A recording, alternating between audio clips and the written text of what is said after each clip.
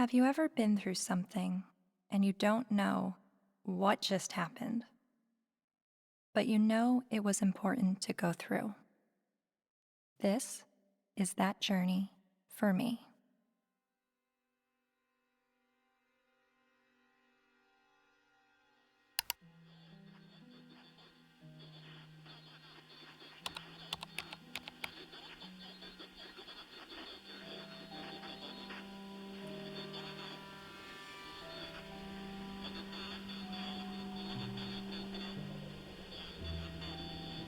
Misogynist rantings would be at home in the far-reaching internet subculture widely described as the men's rights movement, a toxic distillation of the worst aspects of American sexism.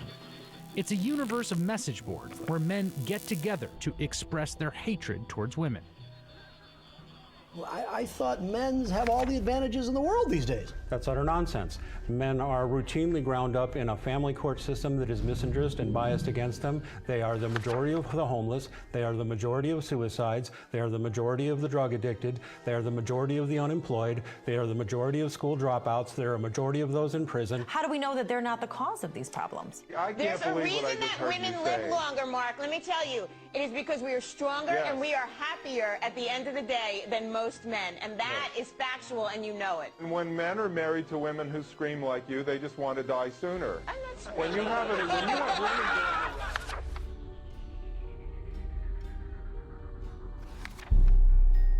A voice for men, an online hub for men's rights activists, and they were founded by a man named Paul Elam. It's a website called A Voice for Men that's run by a man named Paul Elam, which is male spelled backwards, but it is his real name, apparently. It's a gathering of women haters. The Southern Poverty Law Center has classified that group and men's rights groups as hate groups. He wrote a piece declaring the month of October to be Bash a Violent Bitch Month. I mean, literally to grab them by the hair and smack their face against the wall, he wrote.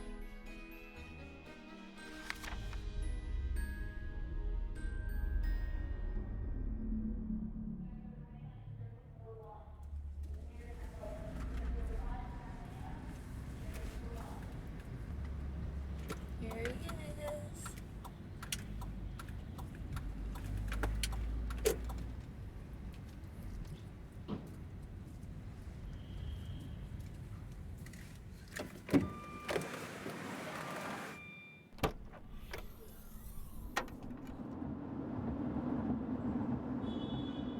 You may be wondering why I'm sitting in a car with notorious men's rights activist Paul Elam. That's a valid question, and to answer it, I need to start at the beginning of how I became a feminist. I was a quiet kid preferring to observe from afar. My mom put me in theater classes when I was 8 years old to break me out of my shell, and I loved it. So much, to the point that I decided to move to Hollywood when I was 18 years old to become an actress. What I wasn't prepared for was to be pigeonholed as the blonde who always died. Billy?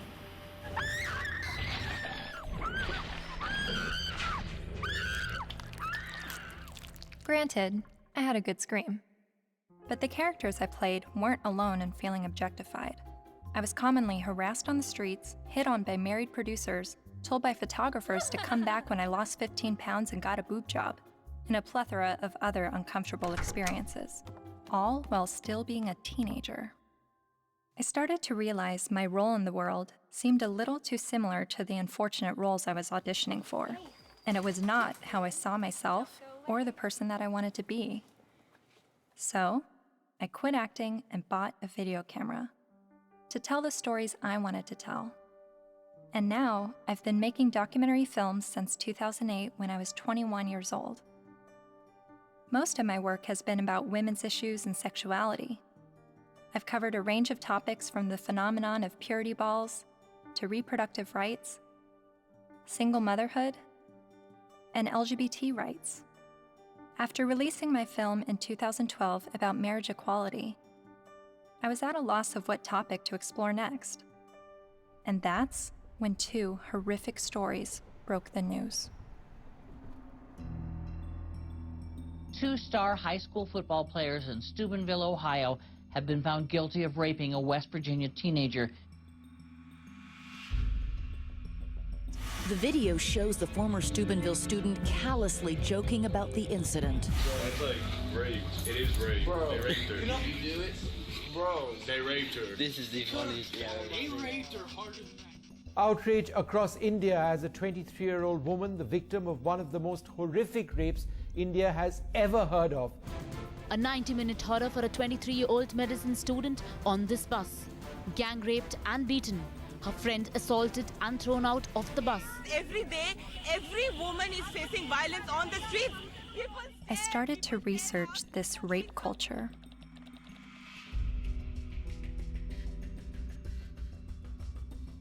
A website called A Voice for Men popped up. Paul Elam wrote about how women long to live out their rape fantasies, to be taken by a man she's never spoken to, let alone given consent to. As I read, I was asking myself, is this the rape apologist that I've been hearing about? The victim blamer who perpetuates rape culture? I continued to read A Voice for Men's website, often stopping around the halfway mark in every article because I could only read so many bitch, fuck, feminazi, and rape-tard words per minute. But even still, I kept reading, and thinking, and reading some more. I was trying to understand how these, what I perceived to be women haters, could have so many followers.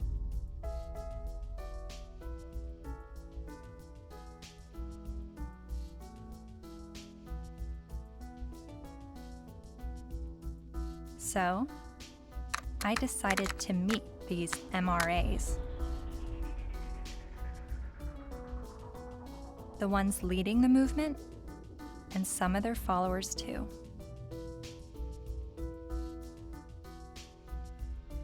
And this begins my journey down the rabbit hole.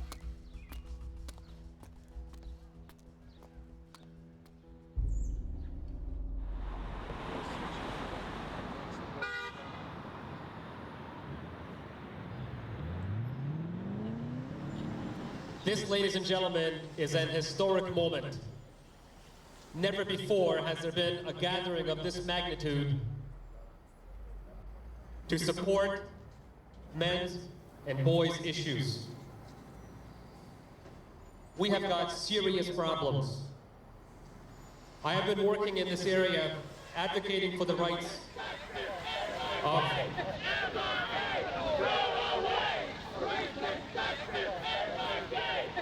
and here we go. What you'll hear is that we hate women.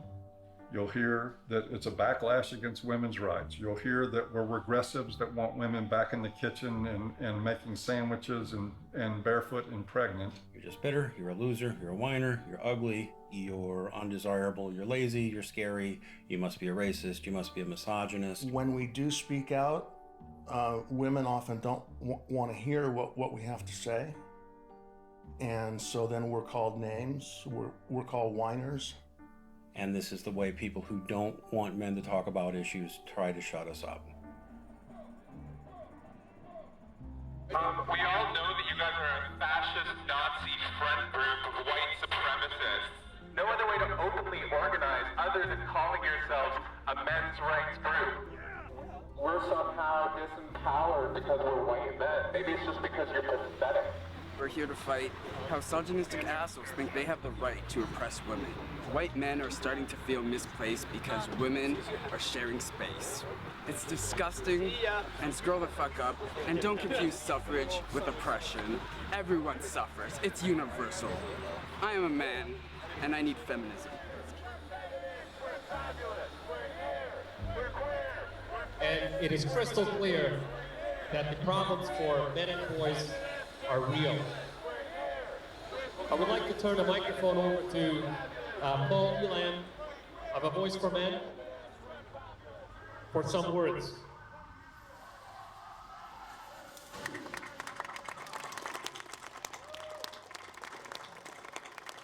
This is a historic day. I've never seen a gathering like this out of concern for the general state of affairs for men and boys in this culture. And as Trying to articulate the entire platform of the men's rights movement is kind of like trying to understand a snowdrift one snowflake at a time. It's a very, very complicated matter. Just consider this, that 93% of workplace fatalities are men.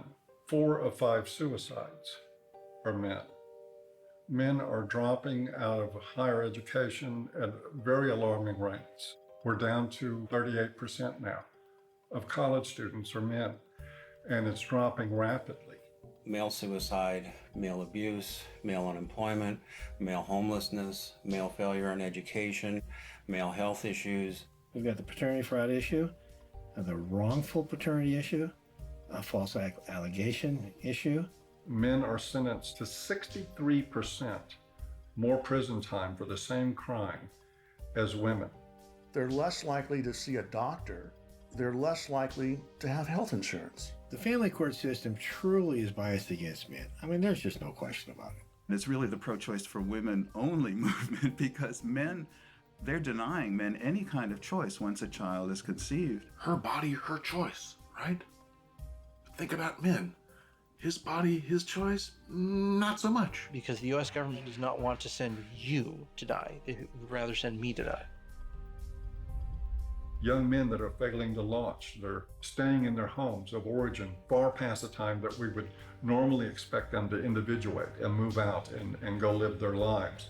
We have video game addiction, we have pornography addiction, we have the abuse of young boys with drugs like Ritalin to manage their behavior. Almost all victims of autism spectrum disorders are boys. Boys are most likely to be homeless, most likely to get cancer, most likely to die young and of every major cause, most likely to be arrested, prosecuted, imprisoned, and even executed while being completely innocent. It doesn't matter what their race is, it doesn't matter what their ethnicity is, it doesn't matter what their religious or non-religious views are, it doesn't matter if they're gay or straight. Men and boys are in crisis, and they need your help and they need your support, because they are human beings too. And you will not shame me or anybody here into silence about it anymore. But if you start to talk about those issues and address them in terms of how they affect men and boys as a group, people get hostile about it. The idea is that men have all the rights, they've always had the power. But if that's true, why can't men talk about their problems? And that's what really got me interested in this to begin with. Shortly after I began filming men's rights activists, I realized my own views were being challenged. I kept a video diary throughout filming, and I've decided to share some of those diaries with you. I really do feel like learning about the men's movement and their specific issues, the issues that they have issue with, it's hard for me to completely understand them and just automatically feel welcome in that space of talking about these issues, because at least with feminism, whenever I heard about the issues that feminists were fighting against, I always felt like I had something to draw from and experience to be on board with that. And that's always been why I've been drawn to the feminist movement, is because a lot of what they spoke about I had personal experiences with, and with the men's movement I have very little personal experiences with the issues that they talk about.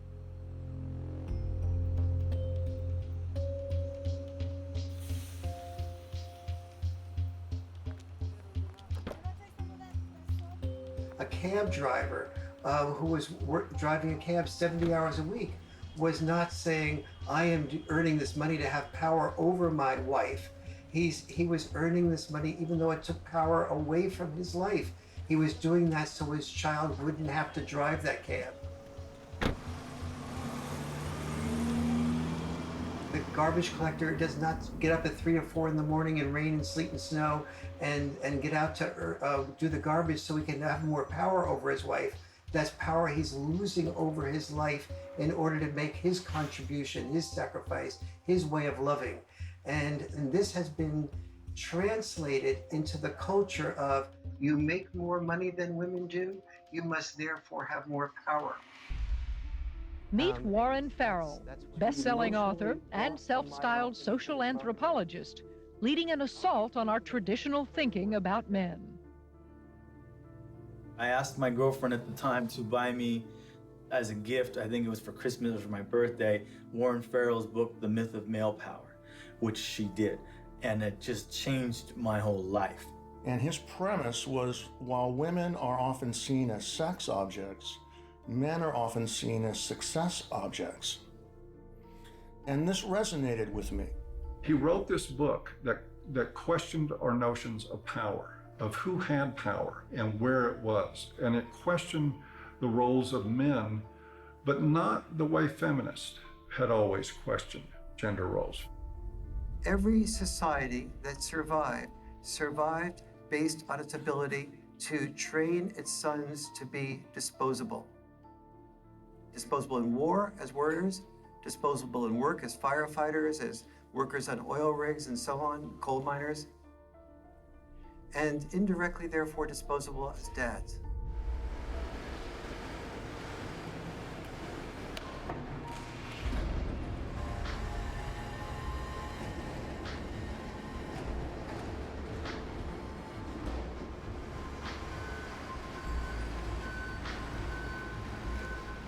What happens in men's life when they're raised that they're worthless unless they're a provider, that they must work, even if they have to take on extremely dangerous work, they must get this done or they're useless as men? That is very, very powerful stuff. See, feminism did see accurately that we value male work more than we value female work. But there's also the issue that we value female life more than we value male life.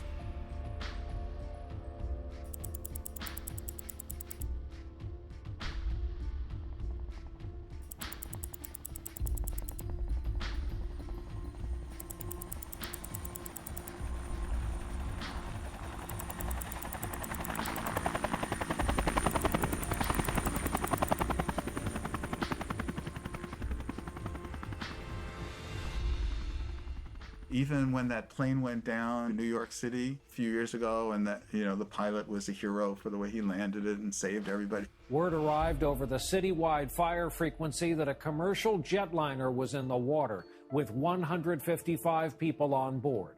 Then, over the next few minutes, the doors opened, life vests were inflated, and women and children first, everyone got off that plane. They saved all the women first. That's still, when I went on a cruise, there's still women into the lifeboats first, because not because you're a man, so you should be able to swim halfway across the ocean, but because you're a man, you're expendable. We have to look at not just the glass ceilings, but also the glass cellars.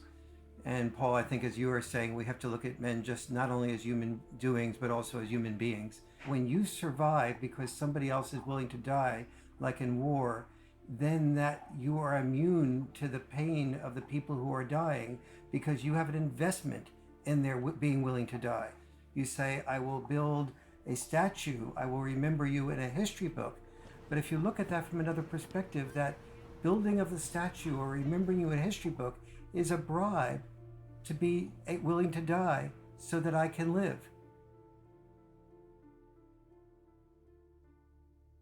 But both sexes, in the area where they are rejected, tend to turn what rejects them into an object.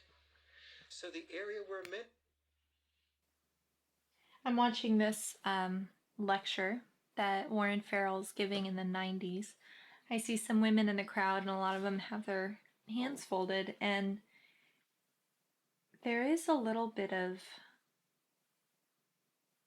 uncomfortableness by being a woman in a crowd of people while the speaker's talking about how men are oppressed and women have it so great.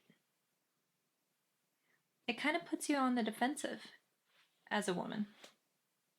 And understanding that I feel that way makes me wonder, are men having their arms crossed, listening to a feminist speaker talk about how men have all the power and women are oppressed?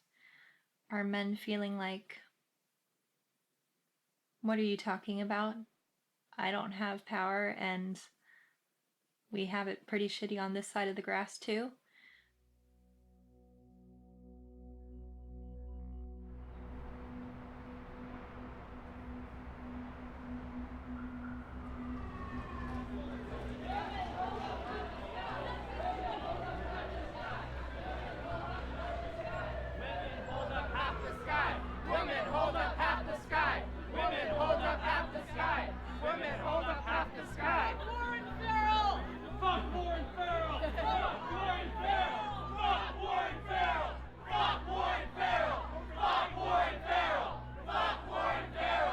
In 2012, Dr. Warren Farrell was speaking on behalf of men's issues at the University of Toronto in Canada. A feminist group protested the event. Be fucking ashamed of yourself. You're fucking scum. You are fucking scum. Fucking rape apologist, incest supporting, woman hating, fucking scum. Is there someone else I can wait? Fucking scum. Yeah, just another. I just want to listen to someone else's opinion. I'm not even on a side here. I just listen to as many people as I can. You know what though? Why would you pay money to fucking support a fucking rape apologist if you weren't fucking one? I never heard him say anything that was. Well, it's fucking scum. Who do you serve? Who do you protect? Who do you serve? Who do you protect? You're fucking scum. Fuck you. Rage inside of me. All cops are bastards. ACA. Be a real fucking guy.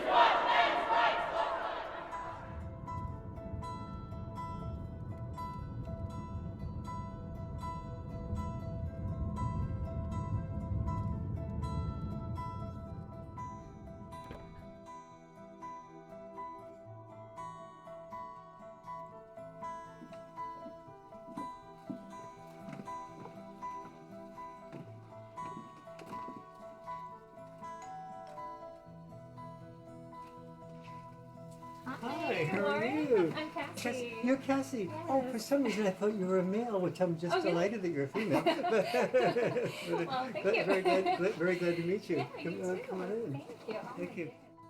But Farrell wasn't always so attentive to men. In fact, for years he focused almost exclusively on women's issues, rubbing shoulders with feminist leaders like Gloria Steinem. And he's still a card-carrying member of the National Organization for Women. I believe that women cannot hear what men do not say. And he's got a lot to say to both men and women in his provocative new book, The Myth of Male Power. I was making a very significant amount of money speaking around the world on behalf of women's issues alone. I went through a period of forming men's groups. And then when I listened to them, I thought, well, gee, this will be really helpful to present to audiences so that they can understand not only women's side, but men's side too, because I was released totally in the feminist camp. And immediately I saw my standing ovations drop. I started hearing that there was people saying, don't invite him there, to speak with us. And pretty soon I had, very few college and university speaking engagements. How did you originally get involved with feminism? Where did that all begin? I was doing my doctorate in political science at NYU in the late 60s, and the women's movement surfaced.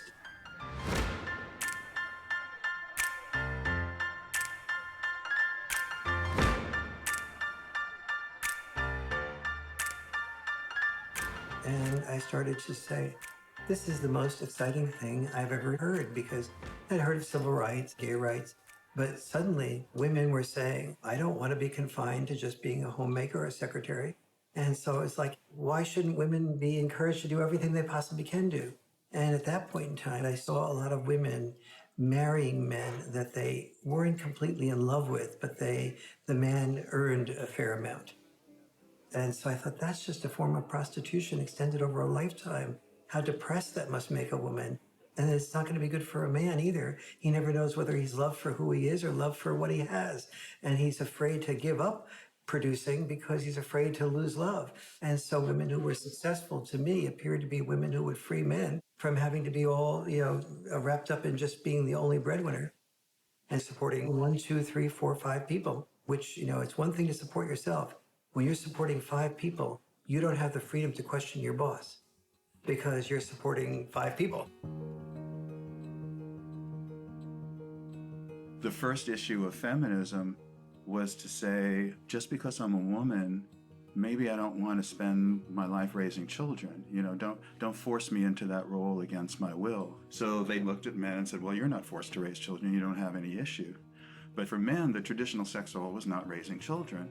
For us, the traditional sex role was to be a provider, a protector, and to initiate relationships. Each of us has traditional sex roles. Don't force us to carry out those traditional sex roles. We have the same rules set up for men that they've always lived by, that you need to protect and provide at any cost. But we've changed everything where it concerns women. They now have access to everything men have always had access to education, to work, to whatever they want to do. But they're not the ones driving the semis. And they're not the ones in the coal mines. You don't hear the National Organization for Women complaining that there is just not enough female ditch diggers. It is still men carrying the lion's share for what it takes to operate and maintain this society.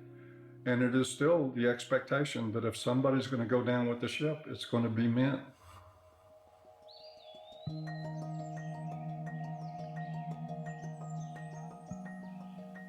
Flexibility in roles is where we should be all headed. Any men's rights activist that I would support the portions of the women's movement that is encouraging women to have more flexibility in roles. So where do the men's movement and feminism disagree? Well, only on the fundamental belief that the women's movement says men are the oppressors, that we are involved in a patriarchal world in which men invented the rules to benefit men at the expense of women. But don't we live in a patriarchy? When most of the world's nations still have never had a female leader.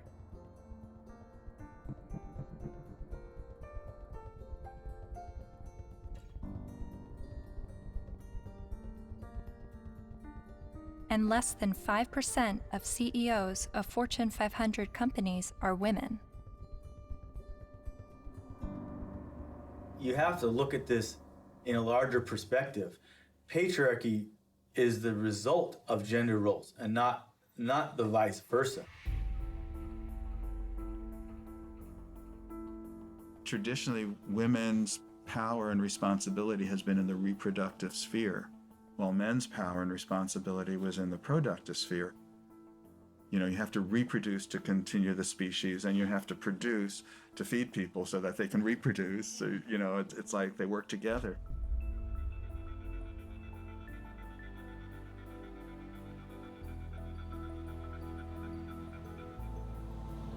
And most cultures divvied up roles because women were responsible for childbirth and were more likely to breastfeed. They're not more likely to, they did the breastfeeding. They tended to be involved in the role of raising children. Men tended to be involved in the role of raising money or making a killing of the animals or making a killing on Wall Street. But those were our obligations. So that's why industry was male-dominated and government was male-dominated, because that was our job. And so what we call patriarchy is men giving into the expected roles that they're supposed to give into, and many of those roles are very harmful. Working exceptionally long hours, difficult hours, dangerous jobs, getting killed on the job. Even politics, a lot of people describe as masochism. Imagine what it takes to be a successful politician. Imagine how much of your personal life that you give up, how much you work, how much privacy that you sacrifice, how much freedom in your day-to-day life that goes out the window. There are more men willing to do those things than there are women. But also, just because men are the ones, for instance, writing the laws in general, doesn't mean that the laws are protecting men. You hear about patriarchy, right? All the evils of the world's from patriarchy, but we're the ones dying, you know? And we die for you guys, you know, to protect our families, our friends. In every society that's ever existed, women have had privilege and protection that men did not. For example, we never hear about how men were excluded from the Forced Labor Convention of 1930 for years. The Forced Labor Convention was an international treaty that banned slavery and forced servitude, but it made an exception for able-bodied males ages 18 to 45. Eventually, they got rid of that, but there was still an exemption for prisoners and military, which is 90% male. Stop pretending that you're oppressed and men are your oppressors. It's a lie, and it's a hurtful lie, and it's a hateful lie, and it's wrong.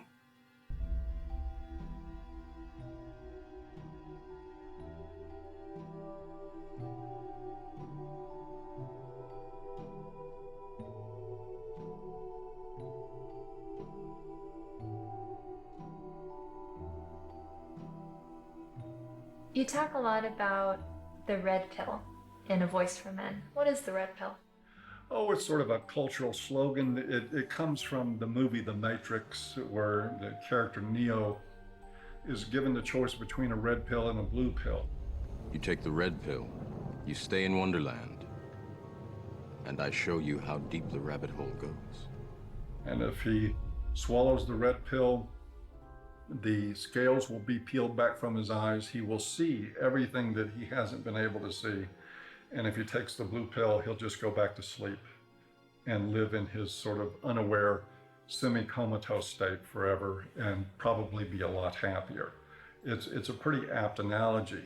So what is the blue pill in this world? Well, the blue pill is the paradigm that most people live by, that men have all the power, that they've always had all the power, that domestic violence is a problem that's committed by men against women only, that sexual assaults are only committed by men against women, that women don't make the same money for the same work as men. Teach men not to rape. Only men can stop rape. Men commit domestic violence. We need to stop violence against women instead of just stopping violence. That is feminist training. The MRAs say that we live in a blue pill world where women are victims, men are perpetrators, and it's all a lie. And that we're brainwashed to believe this, and that it's not true, and that men are slaves in this world, and women are... I don't think women are necessarily the puppet masters, but I think they're saying that women have the easy way out and men are, they're given medals and statues and written in the history books to justify them dying and being slaves to work or being used to progress societies.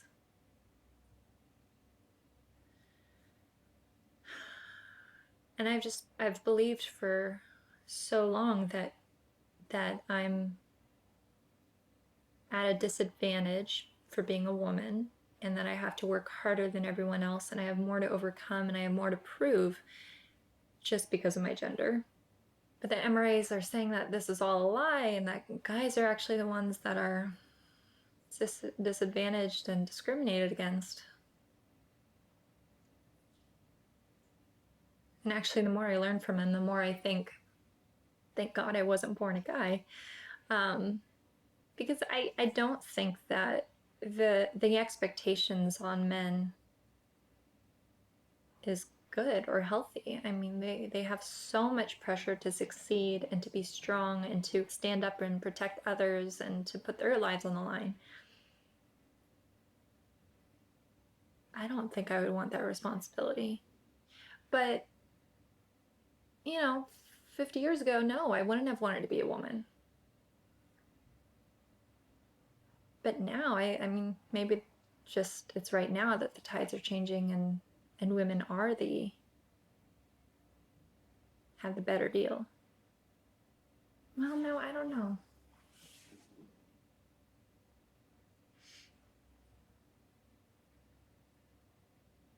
And then sometimes I think the MRAs are just duping me and giving such a strong pitch about what they believe in to convince me of something that's actually just some out there theory that men are discriminated against and women have the advantage. Yes, this is Cassie J. It's regarding a documentary about the men's rights movement, and we're looking for feminist voices now to speak in the documentary.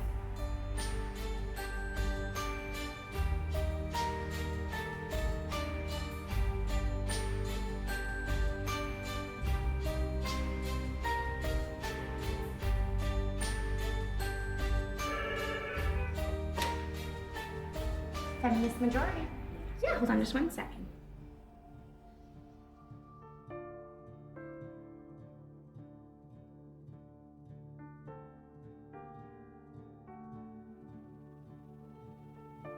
So I realized, okay, I need to bring some feminists into the mix, make sure that we have that side spoken for.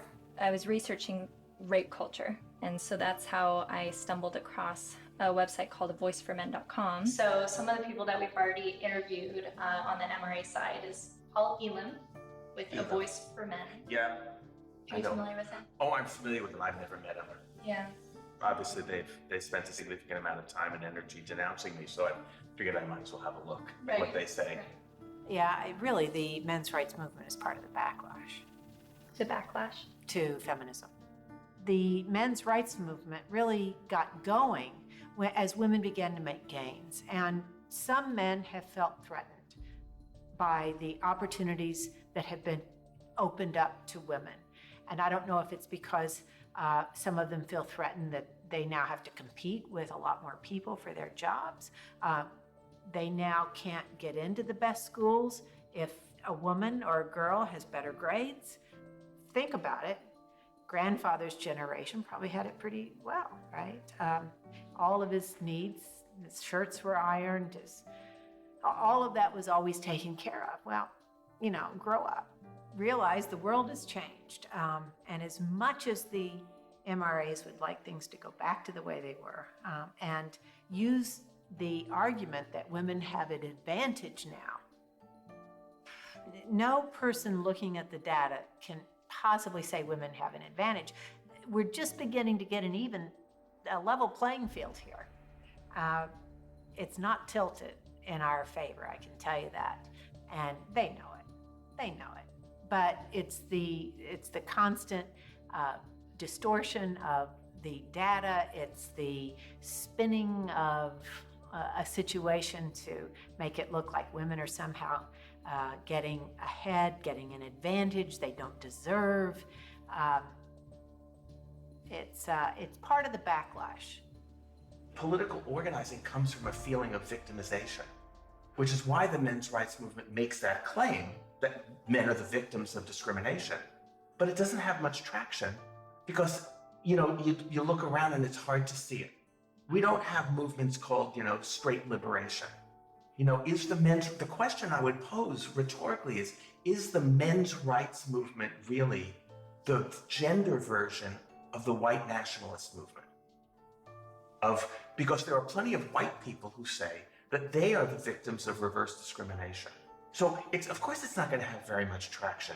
You can't really organize the people who are superordinate.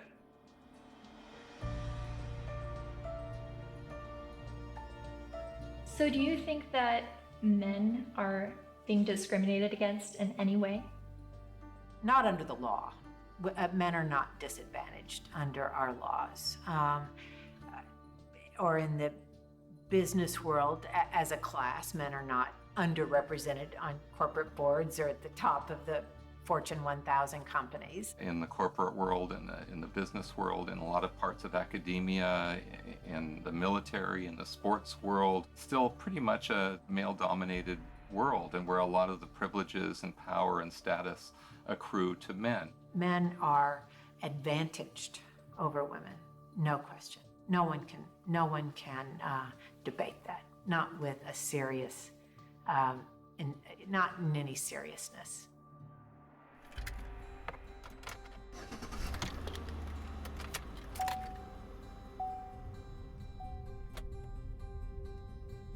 I was a math major as an undergraduate, and one of the fundamental things about geometry is the distance from point A to point B equals the distance from point B to point A. And if women are so different from men that men can't understand the female experience, we need to listen to women to describe it, then the male experience is so different from the female experience that you can't understand it. You need to listen to us. You can't really compare how men and women have suffered from sexism, because there's no way to quantify, that kind of suffering. So if a woman says, well, I miss 30% of my income,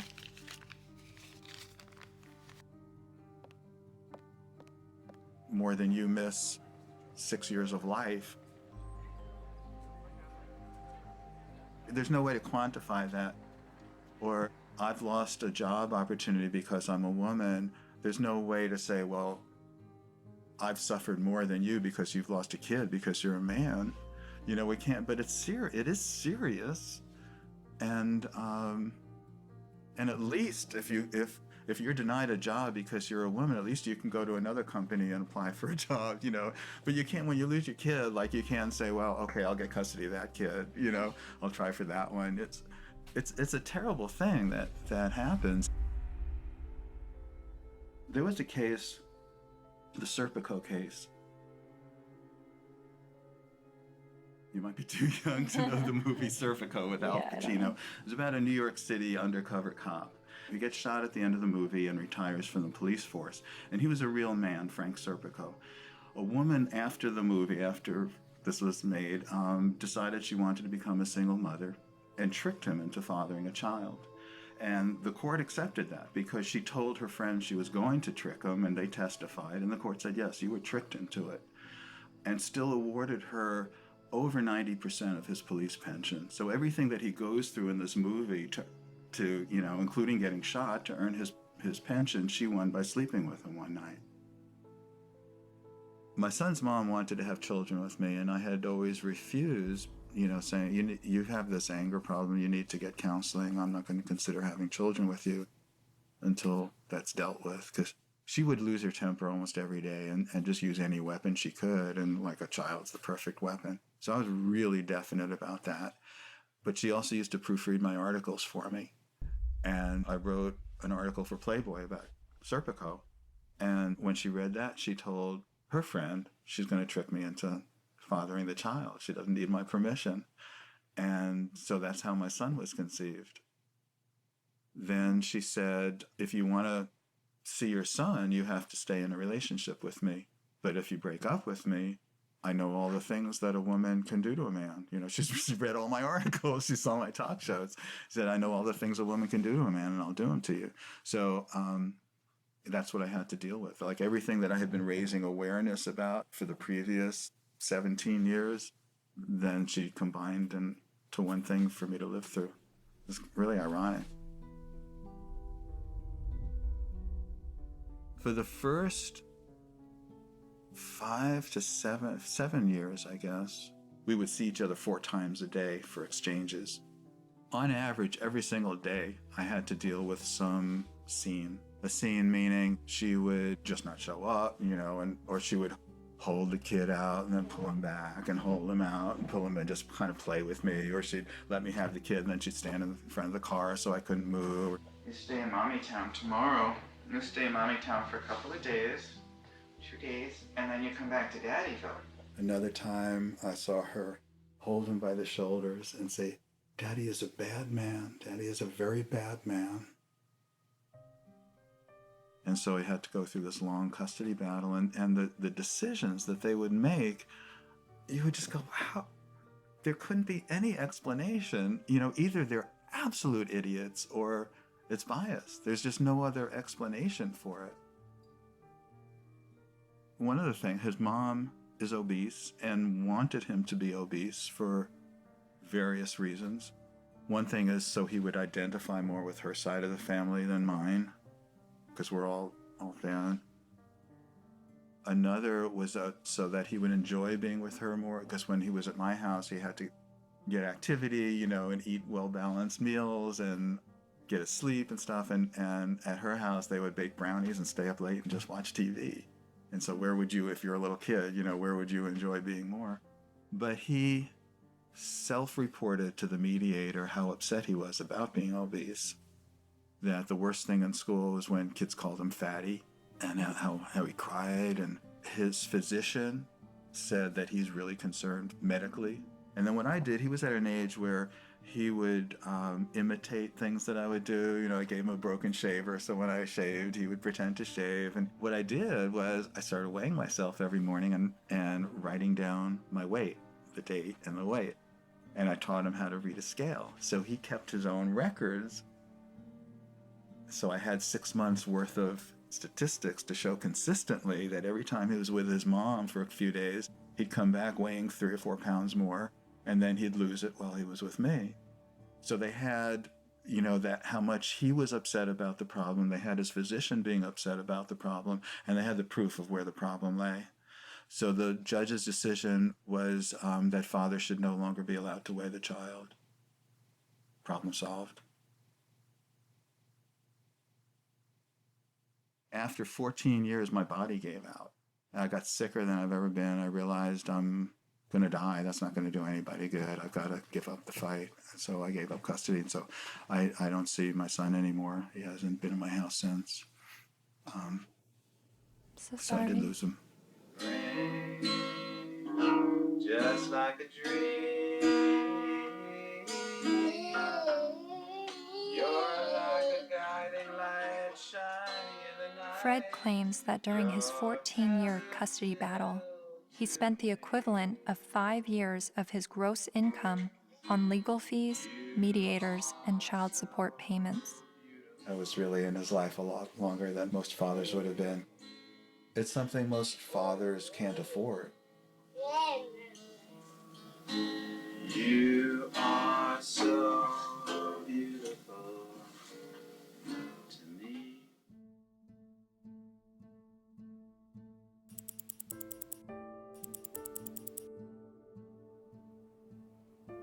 We generally know that fathers don't get as good a deal in family court, and we don't really complain about it until it happens to us. And even then, a lot of men don't.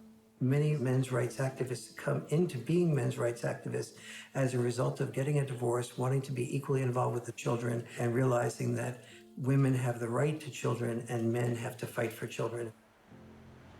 When your family courts run on the supposition that mothers are more fit to be custodial parents and that fathers are more fit to provide a check every month and to become what we like to call Uncle Daddy, where they visit their children.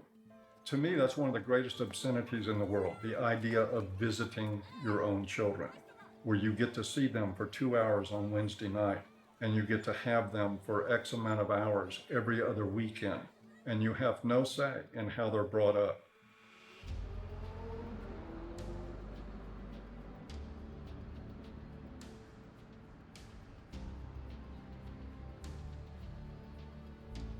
You know, I can't tell you how many men have been in this office, in that chair, in tears because they can't see their kids.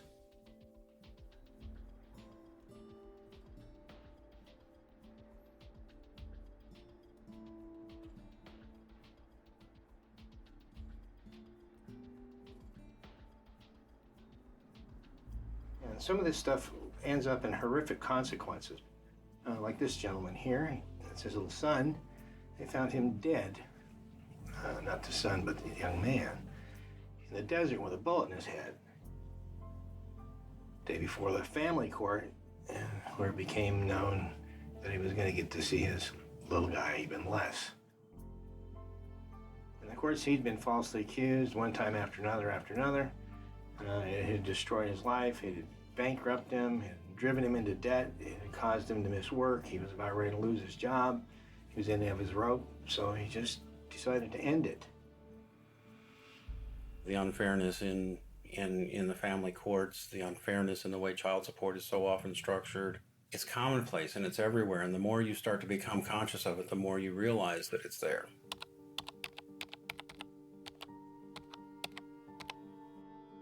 I started to research some fathers' rights issues and came across some harrowing stories.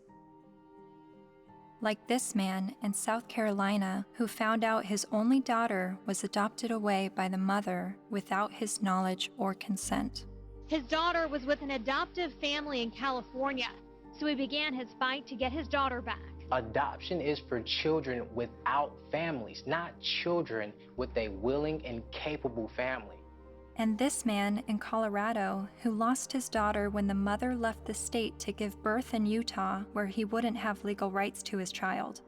He fought for 4 years in court and finally won visitation rights. Only visitation. I can't explain the emotion, the happiness. There's this hard fight and what this means to me.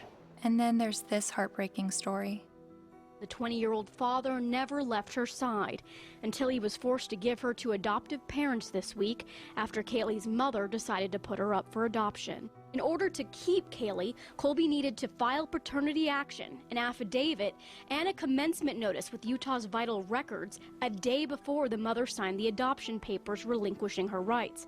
But in Colby's case, the mother only gave him a few hours' notice of what she was going to do. I would like her back. Men in the men's movement are not upset about having to be fathers. They're upset because they're not allowed to be fathers.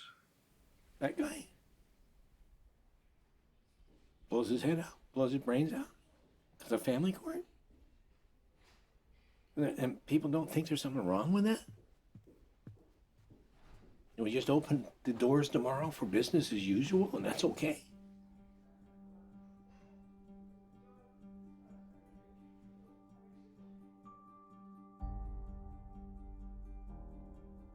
I've always thought of feminism as being the fight for gender equality. And yet, I've never heard about fathers' rights and the injustices going on in family court. Why is this? I decided to ask gender studies professor Michael Mesner.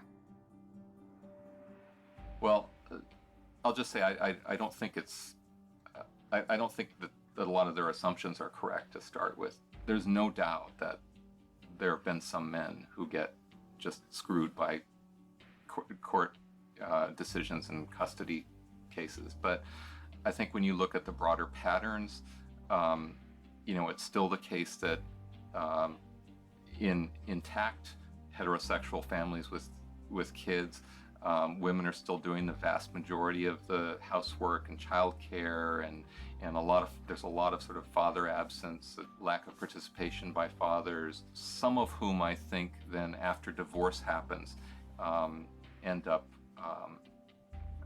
suddenly wanting equality, as fathers when they haven't really been participating equally as fathers before.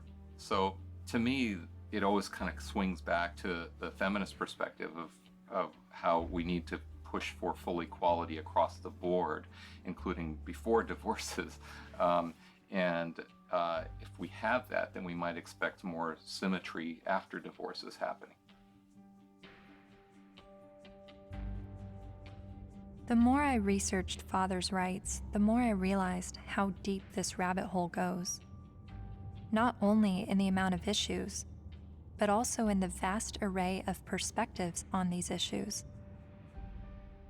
I decided to create a flowchart of what I thought fathers' options might be following a surprise pregnancy, I then put a green line for the paths that I thought would be good turnouts for the father, and I put red lines for the paths that seemed to not be good for the father.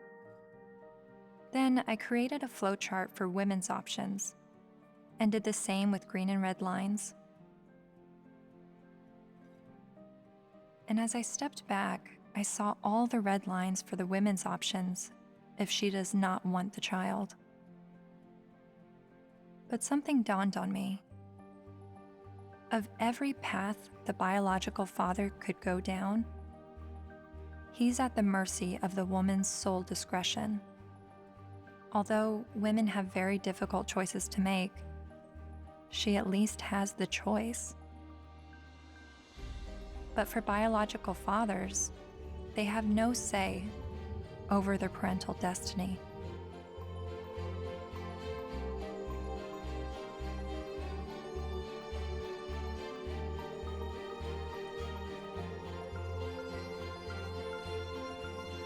This is my friend Dara. She's 8 months pregnant with her first child, and she's a lifelong feminist. It seems from MRIs, from what I've read, that women seem to have more reproductive rights than men do. I don't know what to say, like, we carry children, they're never gonna carry children. It's just a different thing. So I guess, as much as possible, take the steps to prevent yourself being in that situation. It's just, I don't know what to say. There's no, there's nothing like a woman, women have been blamed for, and still are, for, unwanted pregnancies, choosing to have an abortion, not choosing to have an abortion, choosing to put their child up for adoption, when, the burden lies on a single mother. If the man leaves, there's real, societally, she's lambasted. So there's a lot of things that women deal with in that regard that men don't actually deal with. So I can have compassion for their situation, but I don't know that it's going to change in the way they want it to, because it's biology, So if you're going to be having sex that could result in pregnancy, and you haven't had this conversation with the woman that you're having sex with, you better have it. You better have it fast. That's when the man has the ability to make decisions, either not to engage in sex or to use condoms and to use other forms of contraception. So that's where his role comes in. Once he's impregnated her, she's the one now faced with continuing a pregnancy, faced with the health risks that accompany pregnancy. So his rights have to be exercised early. But once she's pregnant, all decisions must be hers, because ultimately she is the most impacted. There's just no question. And she ultimately has the responsibility for that child.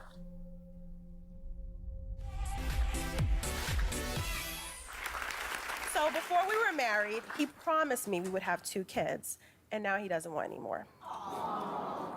My friends think I should trick him and stop taking my birth control. Men have never been in control of our bodies.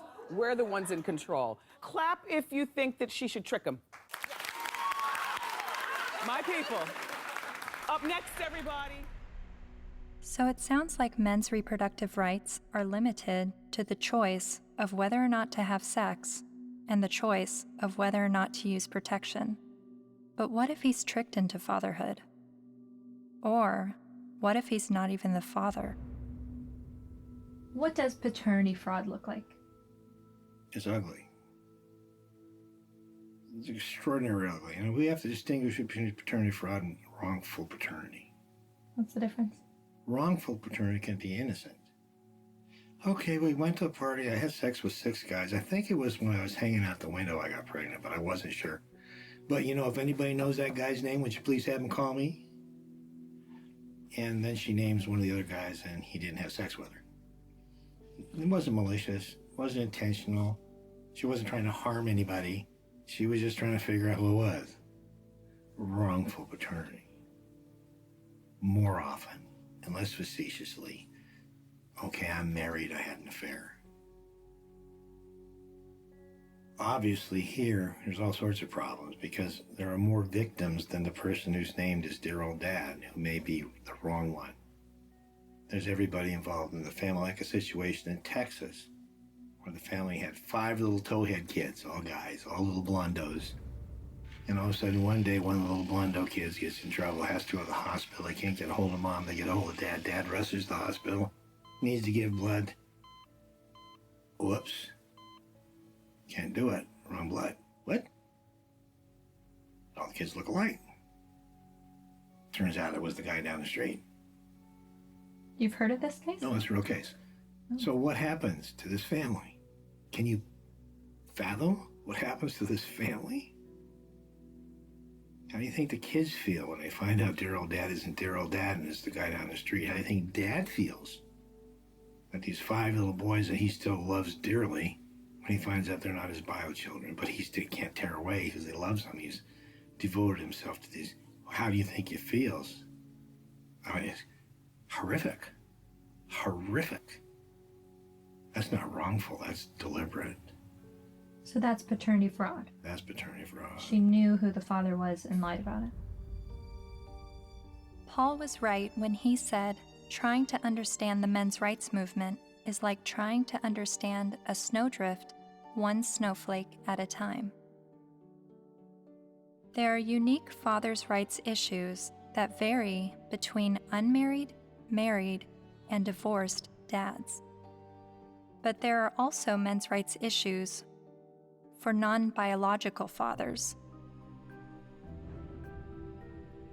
Like this man who is facing jail time for failure to pay child support for a child that DNA tests prove isn't his. Carnell Alexander still owes more than $30,000 to the state for a child that's not his because the mom wrote his name down because she needed to name someone in order to get welfare benefits. And I had to put him down as the father.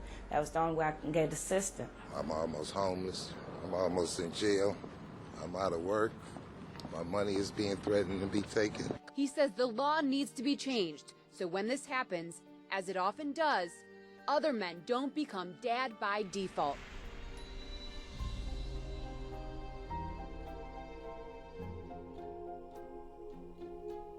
A lot of times people wonder about MRIs, why are you guys so angry? And my answer to that is, why aren't you? How can anybody look at this and not be angered by it? And the only answer to that I've ever been able to come up with is that people aren't angry because they don't see men as human beings.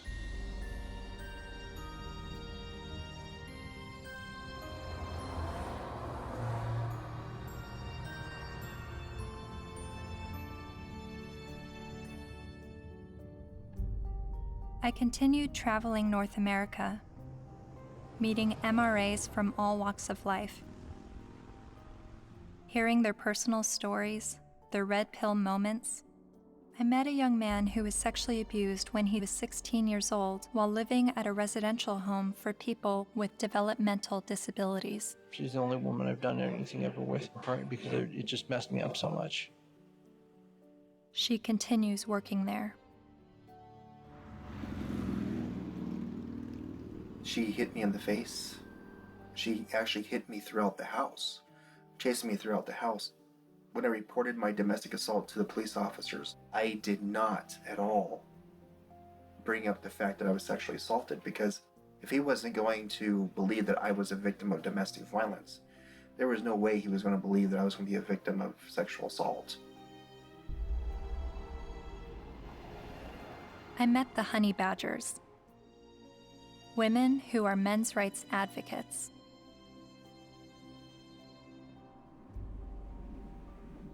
And then there was a 15-year-old boy, there was a 35-year-old woman, and then later on she came out of jail and she was able to collect child support from this boy that she raped. Yeah. After getting out of jail. So there's lack of fairness for men in the court systems. When police officers would show up to domestic violence case, there was often men were just taken away without asking what even happened. It's just presumed that men are the criminals. I was assaulted several times, and I never got any help. I went to the police still bleeding a couple of times. And one police officer said, I'll never forget this. He said, if she starts hitting you again, you better get out of there fast, because if she just breaks a fingernail trying to hit you, we'll arrest you. I mean, I can't tell you at this point how many guys I've talked to who are like, yeah, you know, she stabbed me and they put me in jail. Not only are there endless studies that show women are just as violent as men are, when I would talk about it, invariably, men would start coming out of the woodwork with stories. Stories they were afraid to tell, stories that they got laughed at for, stories that they got blamed for. It's hideous. This is not flattering to men, to talk about men's vulnerabilities. No. To talk about the ways that they are not strong and that they are, well, weak. And to be honest about it, it's not flattering. A solution for both genders is that we need to be able to recognize how men are vulnerable, and we need to be able to recognize how women are actors. Because we have a huge blind spot, especially when women do bad things.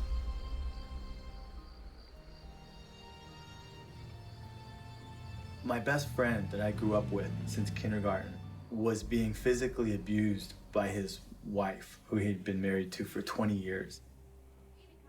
She'll break glass and throw it at him, punch him. I've seen it just happen spontaneously, and it was frequent. And he's bigger than her, but he didn't want to hit her. And he didn't want the children, they had 3 minor children, he didn't want them seeing this at all. So he would usually just go outside, because there would be glass breaking or things being smashed or yelling, and he knew that the neighbors might think it's him. So he would go outside so the neighbors can see what's happening. Eventually I said, look, you need professional help, and so does she, and maybe the kids do too. So I called a bunch of domestic violence shelters. I just looked around online and I called, but every place that I called said, we don't help men. We don't help male men at all. And I started becoming curious about why that was, because I learned that these were state-funded shelters. And I know that men pay at least half of the taxes that fund these shelters if they're state-funded, and I just was wondering why. So basically, there was no place to take him, and it just continued. The problem just kept going.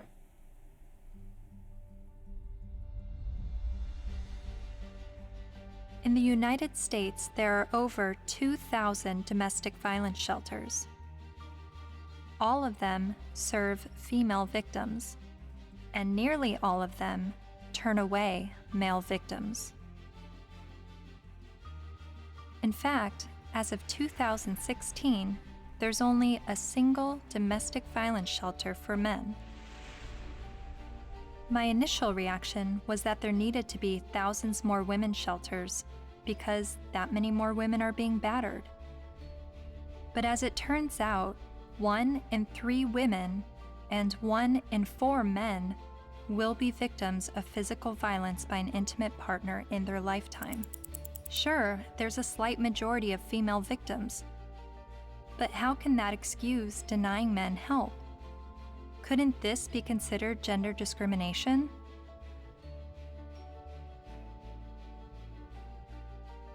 Think of it this way.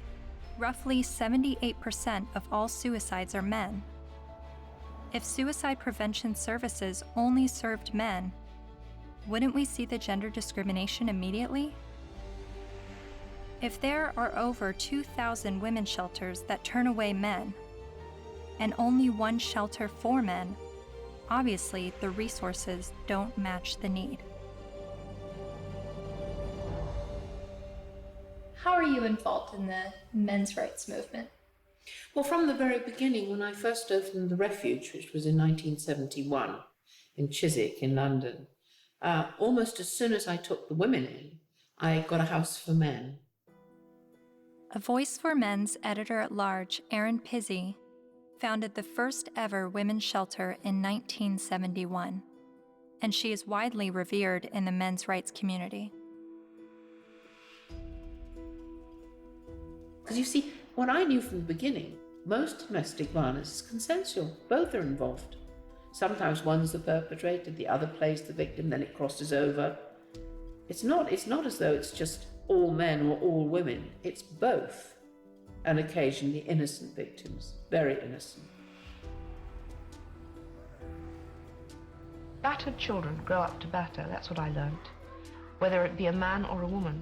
And I now know that if a woman comes in with a history of violence in her own childhood, the chances are she will be probably violent to her children, and she will want to live on this knife edge of crisis and danger. I haven't been allowed to speak, that's the difficulty. Why is that? Because I'm completely barred from all conferences. I'm not allowed to walk up the step of my own refuge. I bought the bloody building. But no, because there's feminists. The woman who runs it is a very heavy feminist. She won't have anything to do with me. What did you say that made them hate you? That women could be equally as violent as men. That was from the beginning.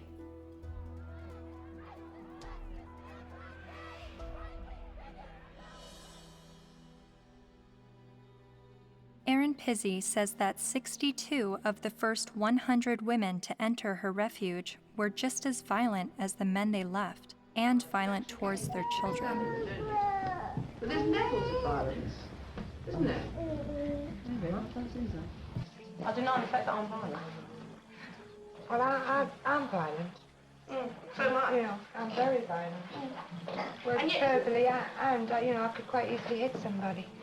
You know, very, very easily. And I've had an argument. But the feminists I've met have an entirely different take on domestic violence.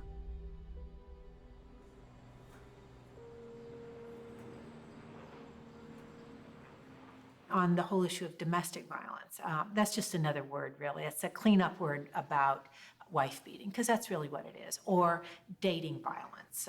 And it's not girls that are beating up on boys, it's boys that are beating up on girls and using violence to intimidate and to control. And we have very few what's called domestic violence shelters, which are places that women can leave their home with their children and get a new start, get out of the violence.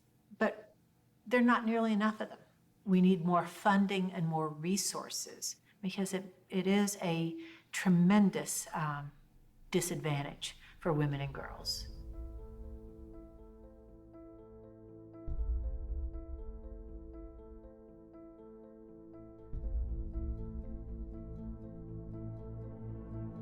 In 2014, the CDC released a report revealing that over 5.4 million men and 4.7 million women had been victims of intimate partner physical violence within the previous 12 months.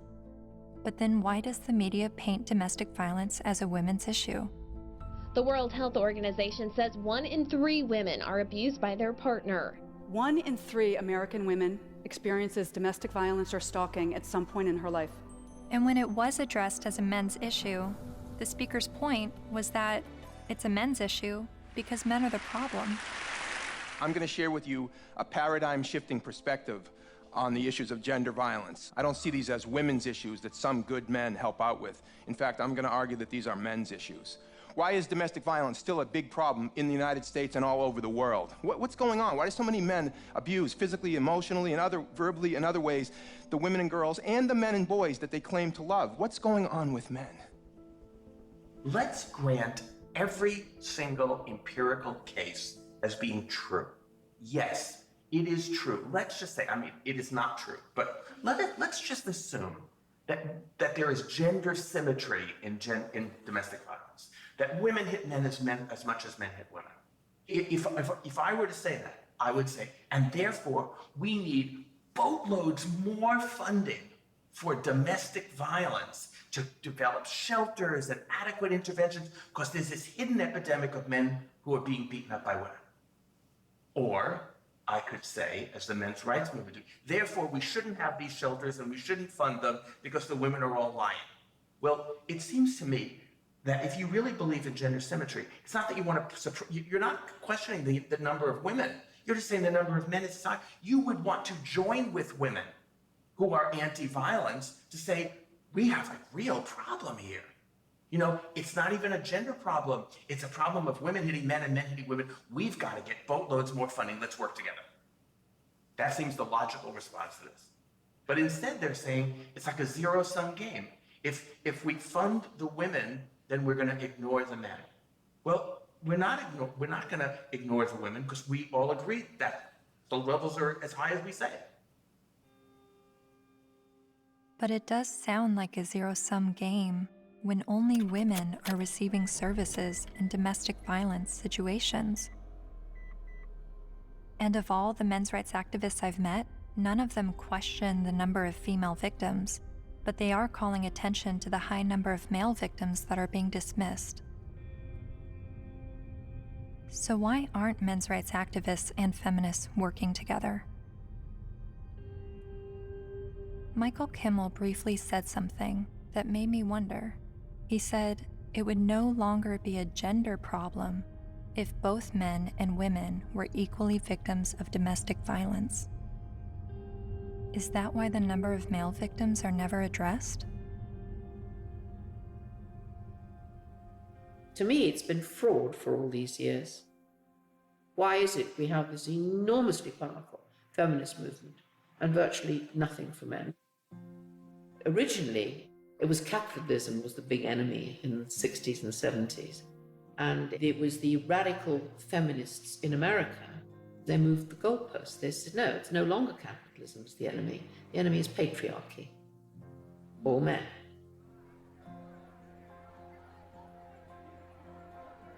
And that's how the women's movement began. And it was enormously successful. The new mood in the refuges was going to be that no men could work in refuges and can't today. They can't sit on the boards. And boys over 9 or possibly 12 can't go into refuges, or you call them shelters. Their mothers have to make other arrangements for them, which I find shocking. Yeah. And it ring-fenced money. I think that particular time when the feminist movement were desperate for funding because they'd run out of publicity, and they were desperate for funding, and they needed a just cause. And unfortunately, it fell into their laps. It's an enormous industry. I mean, violence against women, they get something like, well, it's $1 billion and over a year. And an awful lot of that goes on really supposedly rehabilitating men, but essentially punishing them with something that's called the Duluth model. Duluth Power and Control Wheel. You guys know about that? No. I'll give you a copy. In 1977, I think, a bunch of crazy women up in Duluth, Minnesota figured out they had the solution to domestic violence, and it was all about patriarchy and all about men. And it's the Duluth Power and Control Wheel, because men are all about power and control. Of course, not you ladies. You guys, you don't control anything. You have no power. You're just sweet and innocent little things. Okay. So when this power and control wheel is divided up in all these things, you know, about who does this and who does that and blah, blah, blah. Of course, it's all men.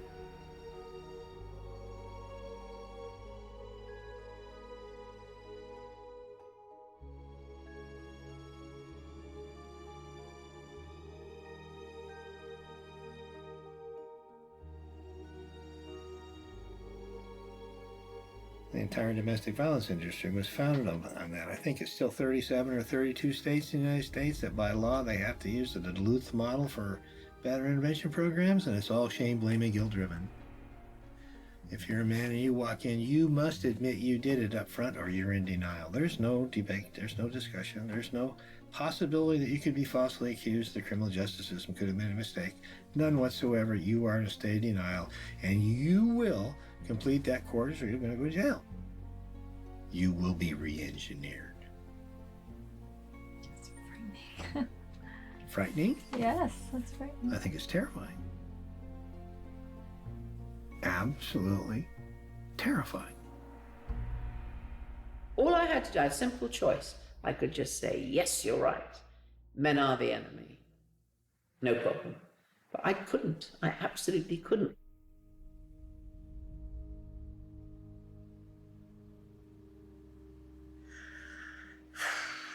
Just getting overwhelmed. Because I don't know where I'm headed with what I believe and what is right and what is wrong and who is wrong and who is right, and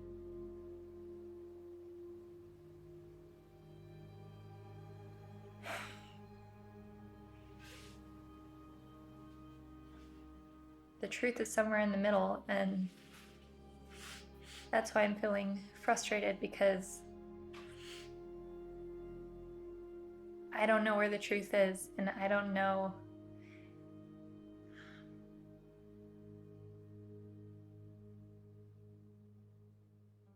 When I decided to make a film on the men's rights movement, I never anticipated questioning my feminist views. But the more MRAs I met, the more I felt compelled to remind myself why I was a feminist. I signed up for a women's group. Welcome to our Women on Your Power workshop. Only 4% of the Fortune 500 companies are led by women. Women only hold about 14% of corporate executive positions and less than 20% of our governmental positions. I made video diaries complaining about how I had to change what I wore to walk alone at night, how much time it took me to get ready for work, all the housekeeping that was on my shoulders. In comparison to other gender issues, these videos seem trivial, but I made them nonetheless. I attended women's rights rallies. No to violence. That's what we are here for, to say no more to violence in any forms, especially against women and girls. I repeated women's issues in my head like a broken record. Female genital mutilation, sex trafficking, reproductive rights, maternity leave. And social media helped remind me of women's issues.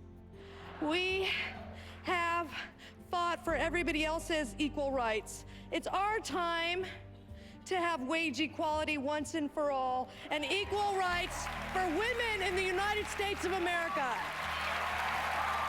We are struggling for a uniting word, but the good news is that we have a uniting movement. It is called He for She.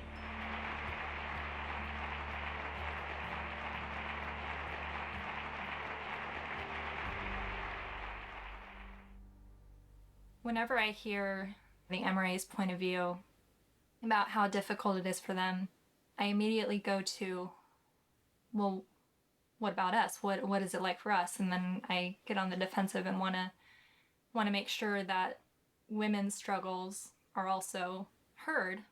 And I don't know if that's necessary, because the MRAs are saying that the feminist perspective is the mainstream perspective. But even when I hear their issues, I still want to speak up for the women, because I feel like, I don't know why I feel like talking about one gender's issues now neglects the other. And I guess that's what MRAs have been dealing with, is always hearing about women's issues and feeling like their issues are neglected. But whenever I hear them talk about men's issues, I feel like I need to stand up for women and say, this is what we're dealing with, an equal opposite.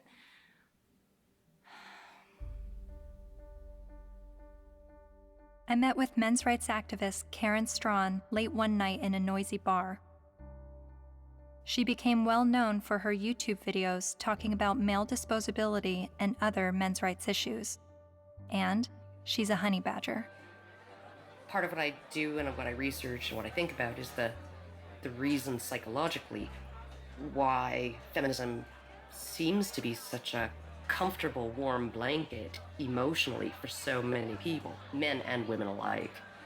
And it's so comfortable that it will make them not see things that are right in front of their face. Look at Boko Haram.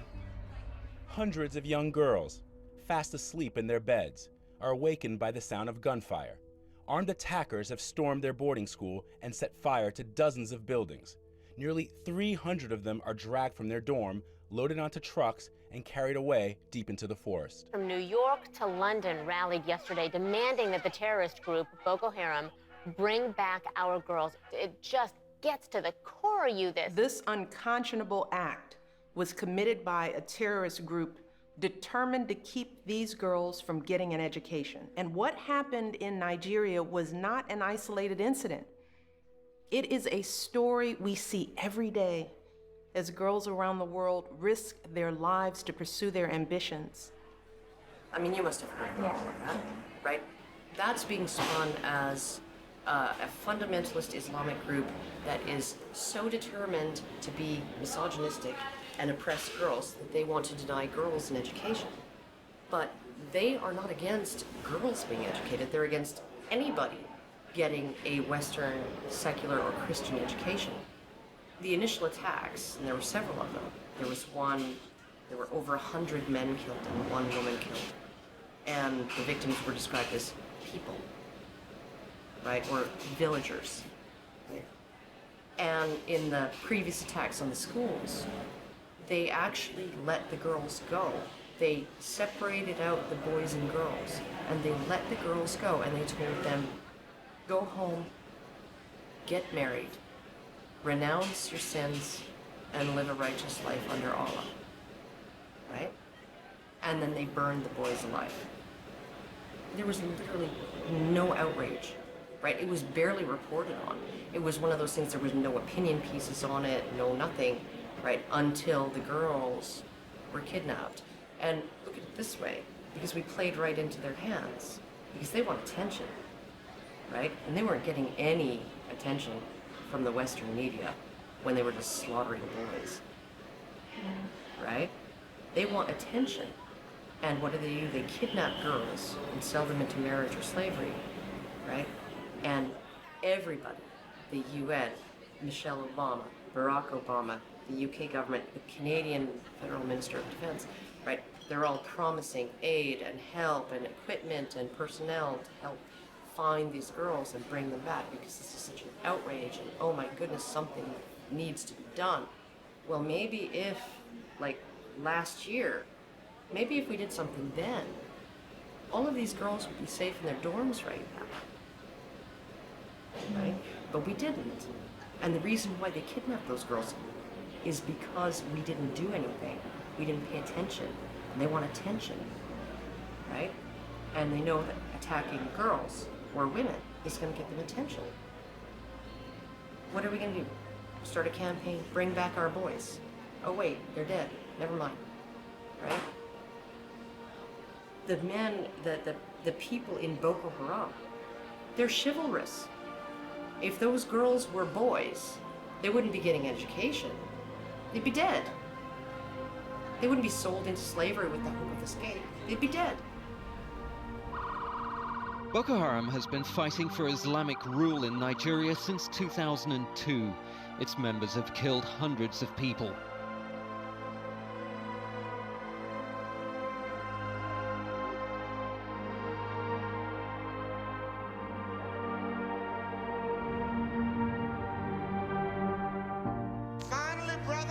At least 69 dead, although some reports put the number at about 150 and scores more injured. For that day when we shall lay down our burden and study war no more.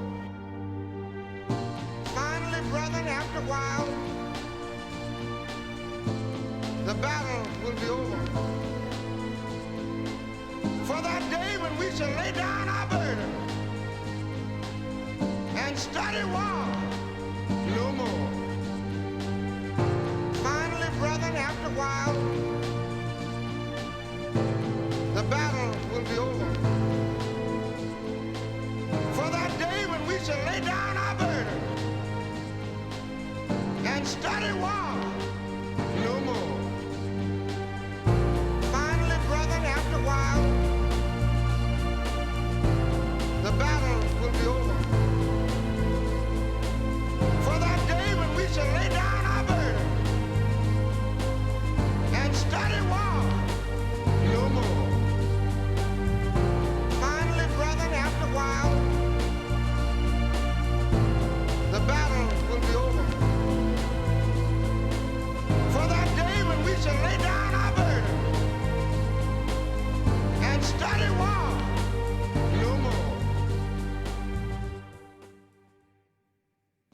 the most important things the men's movement is doing is being able to say, men need compassion, and men deserve compassion. And to have that happen, I'm not expecting it in my lifetime. It's an ocean of pain out there. This stuff we're talking about has been going on for so long. And nobody listens. Nobody cares. It's one thing when you look at what happens to women and you feel normal, healthy outrage about it, and that should happen. But when you can look at what's happening in our courts to men, in our medical establishment to men, in our schools to men, and yet we remain so cerebral about all of it. Yes, well, that is certainly something to consider. If it were happening to any other group, we would be having protests from coast to coast. And the fact is that it is happening to men every day, right in front of our eyes, and people will get angry at you if you try to talk about it. That's how deep the prejudice runs. But there have been protests, not with the intention of shining light on men's issues, but rather with the goal of silencing any discussion of men's issues.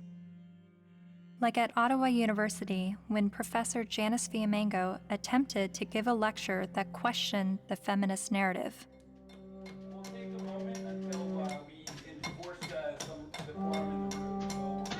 So you think this is a victory? Yeah, why are you so frightened of hearing an opinion different from your own?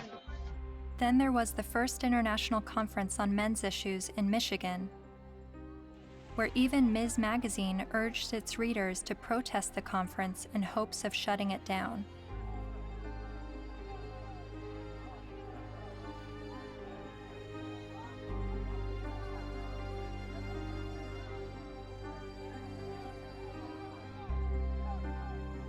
But perhaps the most well-known protest of a pro-men's rights event happened in April 2013 at the University of Toronto, when the Canadian Association for Equality hosted a discussion titled From Misogyny and Misandry to Intersexual Dialogue. About in my 20s, when I went to Columbia to study art history, and that was in '68, and that was the height of the epidemic. And so suddenly I was confronted with the direct possibility of being drafted for combat. And I discussed that with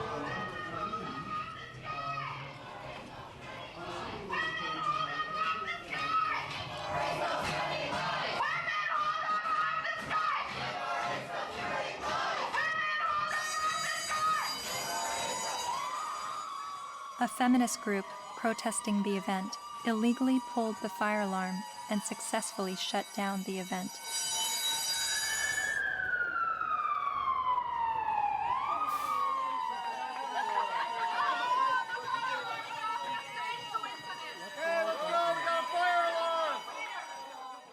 Once outside the lecture hall, feminist protesters and men's rights activists got to speak face to face.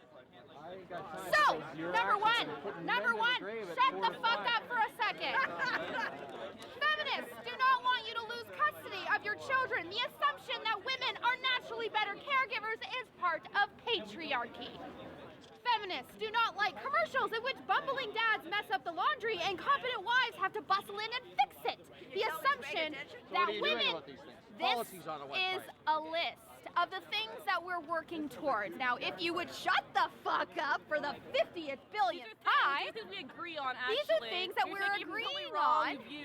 And these are things that you've actually all got skewed fucking views on. You think that feminists are trying to take away your fucking rights, but as a matter of fact, what we're trying to do is we're actually trying to work on the same things that you're working on, but except the fact that you're just too busy hating women. You can't fucking see that we're trying to work on those same situations. Are you conflating feminism, which is an ideology, with women, which is a demographic of societies? Okay, Mr. Derailing for Dummies. Okay. You're still a hate An group. ideology. Yes. I also hate a lot of other isms. So you admit, though, racism, I sexism. Oh, bullshit. Bullshit. You hate sexism, but you're an MRA. Okay, no, point taken. We win. You obviously haven't Sorry. read our literature. Okay.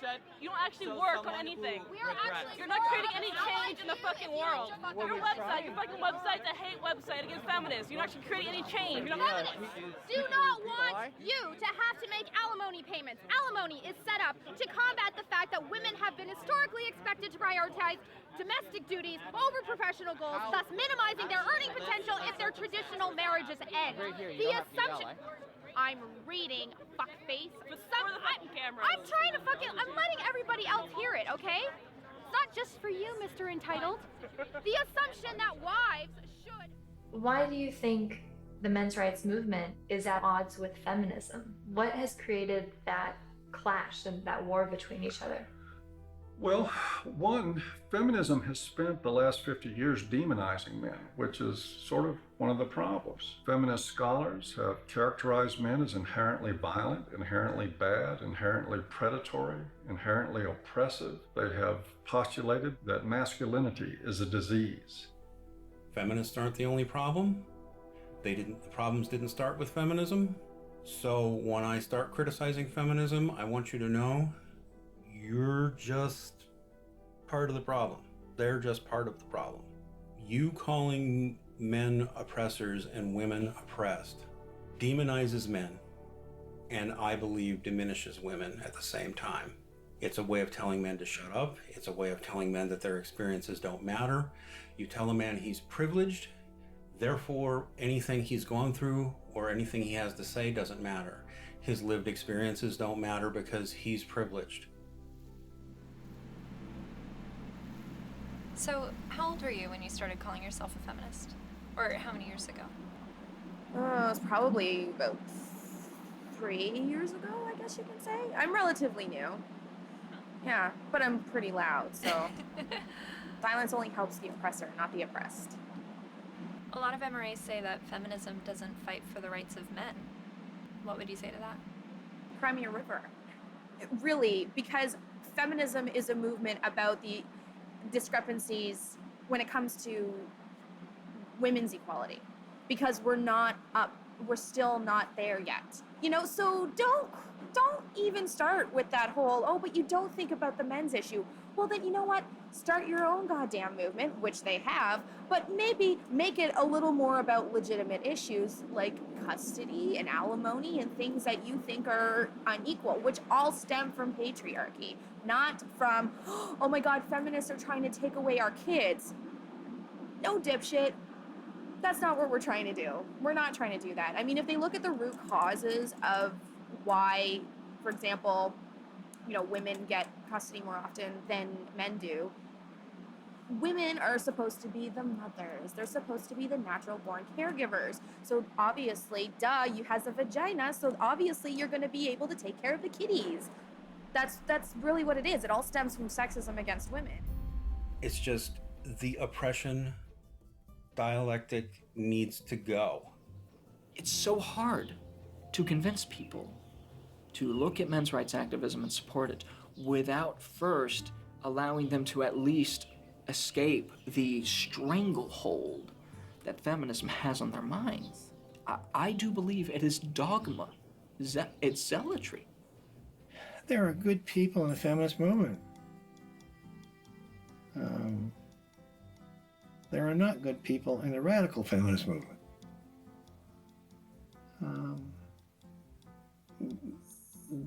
That system is based on hate. And hate is, in my opinion, hate's the most destructive force in the world. They're so quick to call us man-haters or misandrists. Misandry for life. No, like they're so quick to say that when all we're doing is talking about like patriarchal societies and structures that we want to dismantle. Nothing against men in particular, but just saying, hey, this is a system that we live in, and this puts men above women, and it's not necessarily their fault, but hey, recognize what's happening here, and let's work together to dismantle it. The omnipotent, ever-present patriarchy, the invisible force that directs all of our lives, right, and causes all oppression and all suffering, right, our devil. And the beautiful, wonderful force for justice, feminism, the way. It's the way. It sounds like religion. It sounds like religion.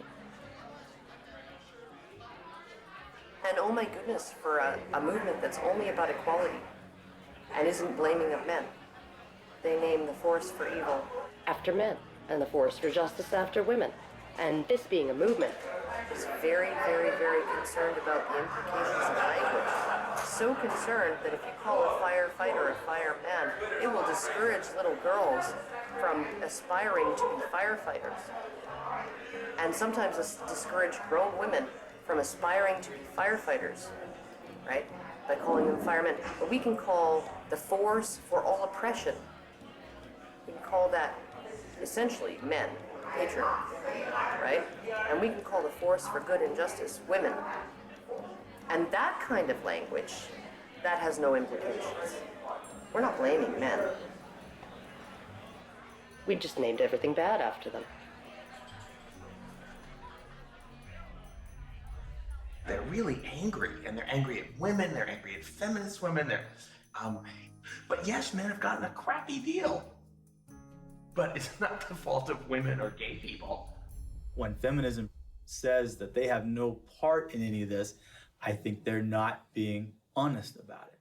I don't blame feminism for all of it, but I think they've had a role in it. They've written laws that discriminate against men. They fought to protect those laws, particularly in domestic violence areas. And for many, many years, second wave feminism would go through the statutes and change everything that was gender specific to something gender neutral, unless it was something that benefited women, like the domestic violence laws. They didn't change those. Other types of areas like fathers in prison, there's statutes that specifically give mothers certain benefits that fathers in prison don't have. And I challenged that as well legally, but we didn't win on that one. When I wanted to get a commission on men, like the county has a commission on women, the feminists fought that tooth and nail. When Prop 209 was before the California voters, which was to end affirmative action, every feminist organization opposed it.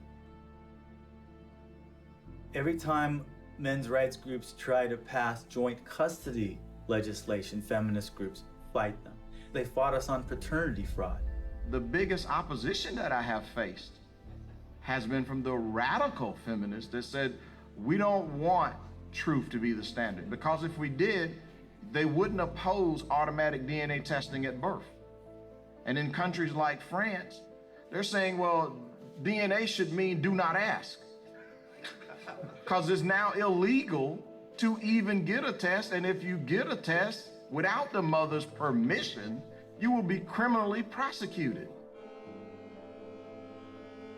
In Sweden, they tried to create a man tax. In India, the men's rights movement is trying to get the rape laws to include male victims, and the feminist groups apparently are fighting that.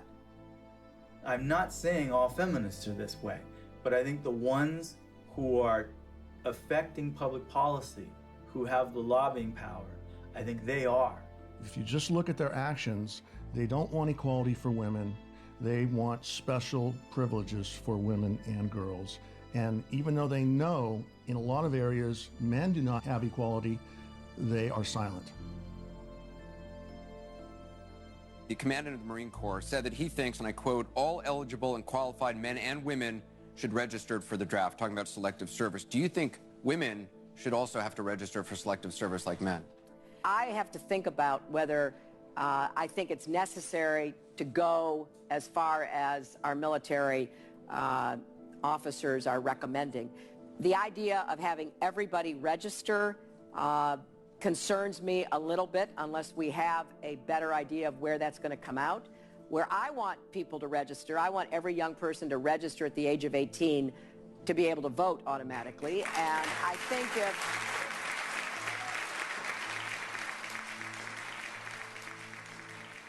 what's the motivation? People don't ask, what's the motivation? Do we need a men's rights movement? No, we need common sense.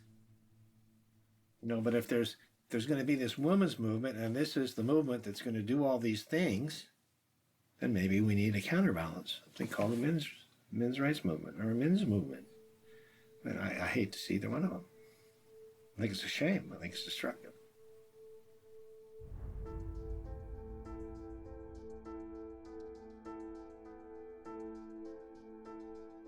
I'm hearing what the men's rights activists are saying, and I'm finding the sources to support what they're saying. Men are just as likely to be victims of intimate partner physical violence. Men have little to no control over their parental destiny, especially when he's tricked into fatherhood or he's raising a child that he later finds out isn't his.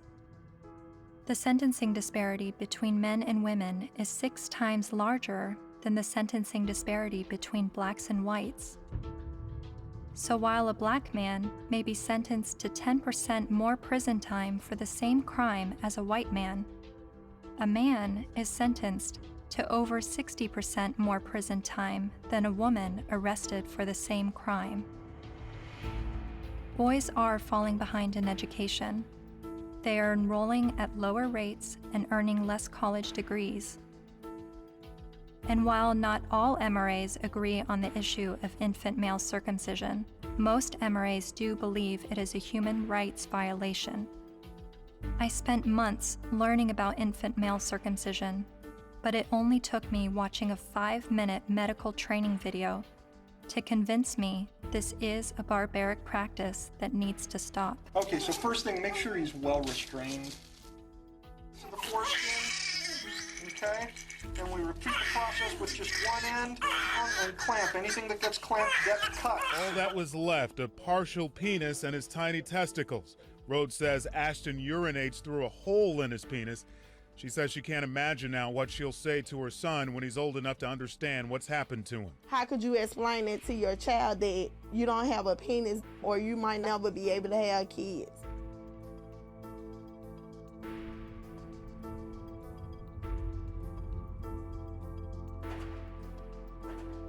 Yes, men are the majority of workplace deaths and injuries, war deaths, suicides.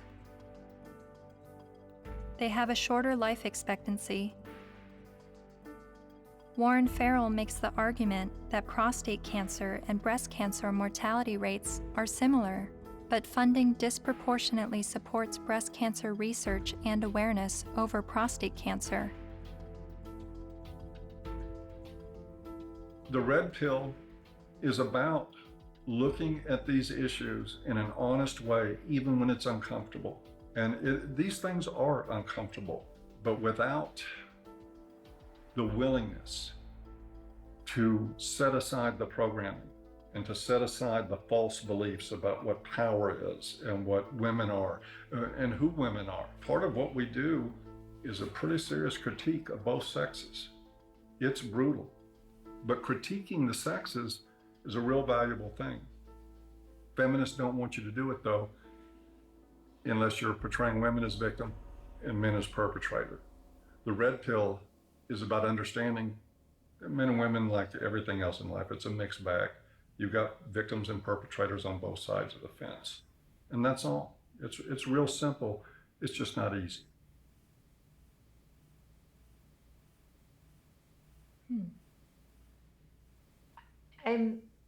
I think I agree with everything you said, but there's still some kind of unsettling doubt, and I don't know where that's coming from.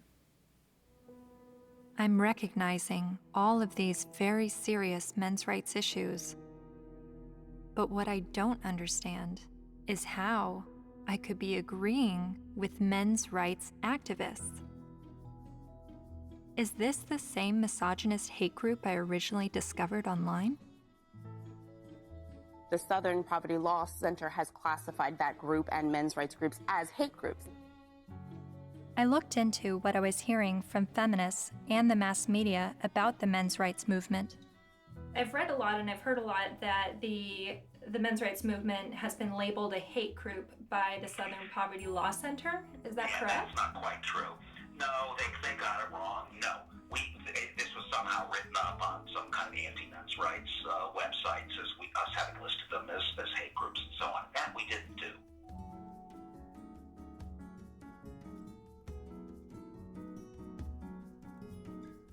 He wrote a piece declaring the month of October to be Bash a Violent Bitch Month. Jesus. I mean, literally to grab them by the hair and smack their face against the wall, he wrote. I then discovered that Paul Elam's famous Bash a Violent Bitch article was written in response to this article by Jezebel called, "Have You Ever Beat Up a Boyfriend? 'Cause, we have." The article cited a study that revealed 70% of non-reciprocated violence was perpetuated by women. The author then went on to say that she conducted an informal survey at the office, and the gist of her findings was that many women had physically assaulted their man, and it was interpreted as either being funny or he was asking for it. I couldn't help but see the hypocrisy in a major feminist website making light of abusing men, and MRAs stinging back only to have the media paint them as the abusers. Money and opportunities. Something else to think about. Arriving on campus, boys will also see the effects of women's studies programs, now usually termed gender studies programs.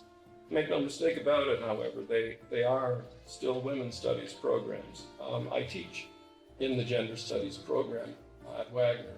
There are about 900 such programs worldwide, and about 400 of them are in the States. By comparison to those 900 programs worldwide, there is one men's studies program. In 4 years, Center for Men and Masculinities is to be established at a state of New York university, the one in Stony Brook. It will be headed by Professor Michael Kimmel, a sociologist. Its advisors will include, probably among the advisors are funders as well, the actress and fitness expert Jane Fonda, Gloria Steinem, and Eve Ensler, the author of Vagina Monologues.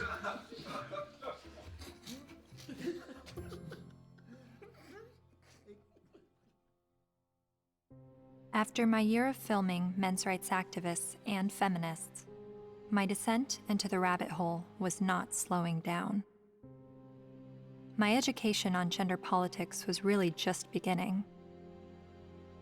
I learned about other sectors of the online manosphere, like MGTOW, Men Going Their Own Way, and a forum on Reddit called The Red Pill, which is separate from the men's rights community and they do not see eye to eye. I'm told an easy way to remember the difference is that while MRAs want to change the system, Reddit's The Red Pill want to take advantage of the system, and MGTOW want to leave the system. There are so many perspectives on gender, and I believe they are all worthy of listening to. However, the conversation is being silenced. For a society to accept anything said on behalf of women's rights, and then to shame any dialogue about men's rights and call it hate speech is precisely the problem. I don't know where I'm headed, but I know what I left behind. I no longer call myself a feminist.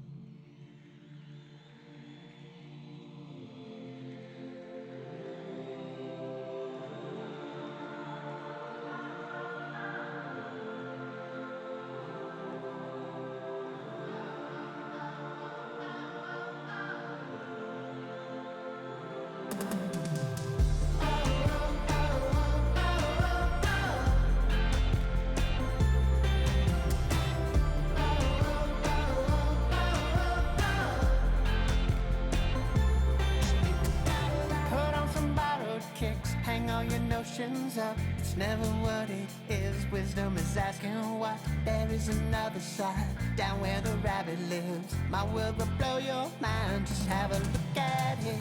Think about it.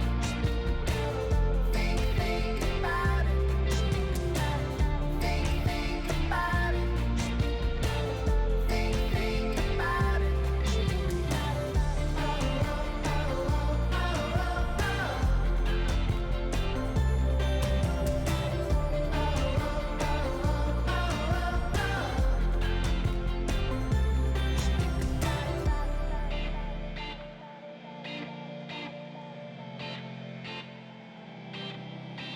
don't gotta change your mind, just try to open it. I'll let you use my eyes, see what I'm dealing with. People with different stories, divided by different categories and reasons why. The smart speak, the wise they listen.